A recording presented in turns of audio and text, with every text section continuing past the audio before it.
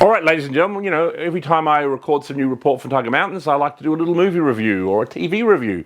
So tonight we're doing Squid Game 2. Stick around and listen.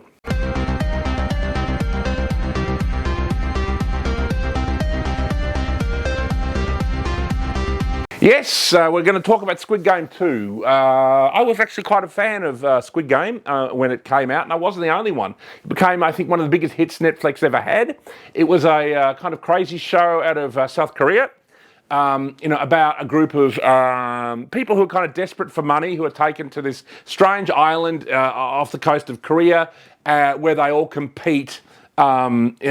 In a kind of survivor type situation, for a vast sum of Korean money, millions of won or whatever the currency is over there. And so, it was a very interesting show, except when you get voted off the island, so to speak, on Survivor, you go home, but in Squid Game, you die. So, they would have 100 people or so that would, only ones would survive. So at the end of the show, there was one person who was a big survivor of the show.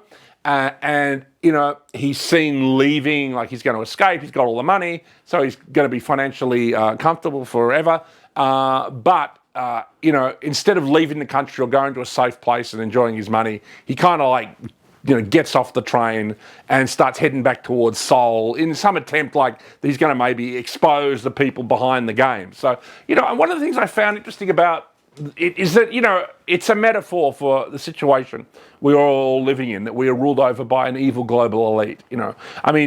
It's taken to a kind of microcosm in the show Squid Game, where there's this evil elite that make us all fight with each other. And then, one out of, 100 people becomes, very financially successful. It's a metaphor for capitalism, and it's a metaphor not only for Korean capitalism, for global capitalism, ladies and gentlemen. And I think it rang bells with people. It was true, it resonated with people all over the world because the thing was a sensation in just about every country on Earth that gets Netflix. So, I think it was a very popular show.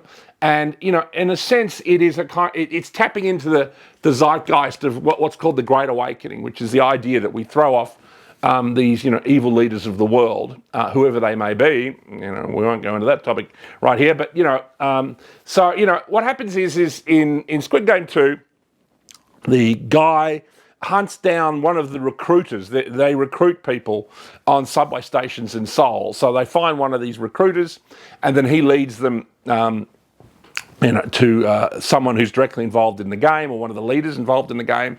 And then he returns to the island to play again and hopefully lead a kind of revolution against the people who started. And I think it's great. What they've done is divided it up into, they've divided season 2 into, kind of part A and part B. So the first, part is like 8 episodes. And I think the final part will be like 6 episodes or something like that. But I think it's great so far. And, if you enjoyed the first Squid Game, you're going to love the second. And, I think it has become something of a sensation. It's also based on a true story. There was some religious group that took in young children, like an orphanage, and they had uniforms very much like the uniforms in Squid Game, and the guards had those kind of weird masks and those pink uniforms. And, if you look into it online, you can see it. I can't remember the name of what it is, but it is loosely based on some kind of orphanage that abused children, like teenagers, like a kind of, how would you call it, like a borstal, like a Korean version of borstal or a boys' home, something like that. So, it's based on some reality, and, I think it's a very well put together piece of art that's resonated globally. And, much like Nosferatu that I recommended last time, I can highly recommend this show to you here at the Report from Tiger Mountain. So, go check it out. And if you haven't got Netflix, just download it off Pirate Bay, because I don't care.